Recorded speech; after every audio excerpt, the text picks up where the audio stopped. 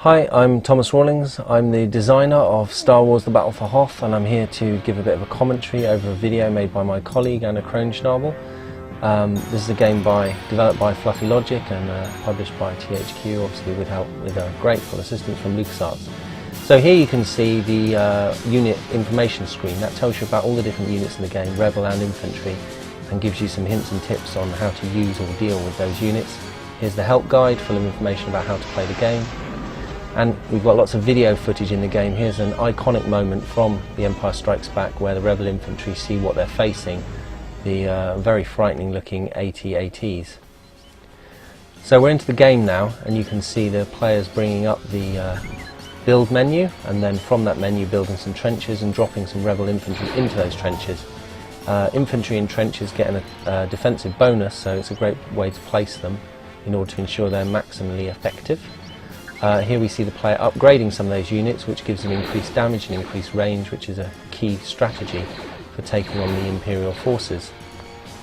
On this particular level, this is an early level, the players are being faced by snowtroopers, and they're in a shooting match with the player and also Viper probe droids. In this game, unlike other tower defense games, all the units you face shoot back at you. It's not you're not facing a passive enemy. They're very active, they'll actively shoot at you and take you out. Here the player's using trenches to build a longer route round to make a kill zone at the top so that the Imperial speeder bikes are funneled into a small area where they can be targeted by the Rebel infantry more effectively.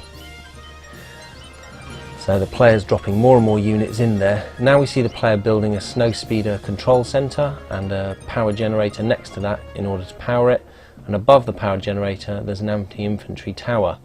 These defences are ready to be used to protect against some scout walkers coming in here, AT-STs, and as you can see they're delivering damage is going both ways. Here's the TIE fighters being used in an air-to-ground role attacking the Rebel emplacement, and the players using X-Wings in order to defend. And here we see the Rebels employing an ion cannon in a ground-to-ground role as well as a ground-to-air role, and it's being used to take on the might of an AT-AT as well as the speeder bikes. You see the AT-AT there is shooting at its targets. It destroys some of the generators, which takes it out. You also notice just prior to that, and there's one appearing there, the players just collected a command point token, which is a key part of the game. As you destroy units, you get more command points to build more units.